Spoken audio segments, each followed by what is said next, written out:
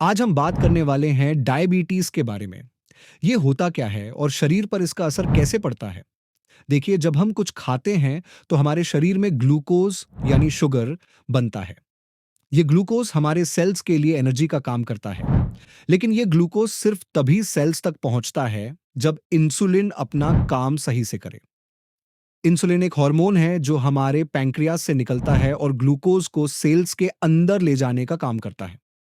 अब समस्या तब होती है जब पैंक्रियास इंसुलिन कम बनाता है या फिर जो इंसुलिन बनता है उसका सेल्स पर कोई असर नहीं होता। इस हालत को इंसुलिन रेजिस्टेंस कहते हैं। इसका मतलब ये होता है कि ग्लूकोज खून में ही बना रहता है और सेल्स तक नहीं पहुंच पाता। धीरे धीरे ब्लड शुगर लेवल बढ़ने लगता है और अगर समय पर ध्यान न दिया जाए तो ये डायबिटीज का रूप ले लेता है। कई लोगों का मानना है कि डायबिटीज सिर्फ ज्यादा मीठा खाने से होता है। ये पूरा सच नहीं है। डायबिटीज के कारण काफी सारे हो सकते हैं, जैसे मोटापा, अनियमित जीवन शैली, पारिवारिक इतिहास और जेनेटिक वजहें। अगर आपके परिवार में किसी को डायबिटीज है तो आपका रिस्क भी बढ़ जाता है। लेकिन यह भी जरूरी है कि हम इससे बचने के तरीकों को समझें।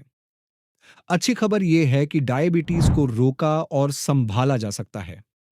अपने जीवन शैली में थोड़ा परिवर्तन करने से ही आपका ब्लड शुगर लेवल कंट्रोल में रह सकता है।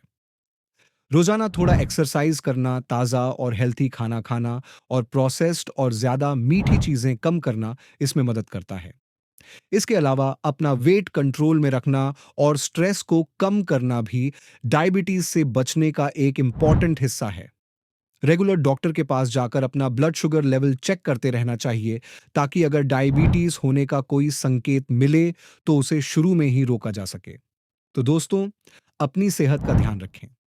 डायबिटीज से बचाव संभव है, बस थोड़ी सी समझ और सेहतमंद आदतों की जरूरत है। आज ही अपने लिए और अपने परिवार के लिए एक सेहतमंद जीवन शैली अपनाइए।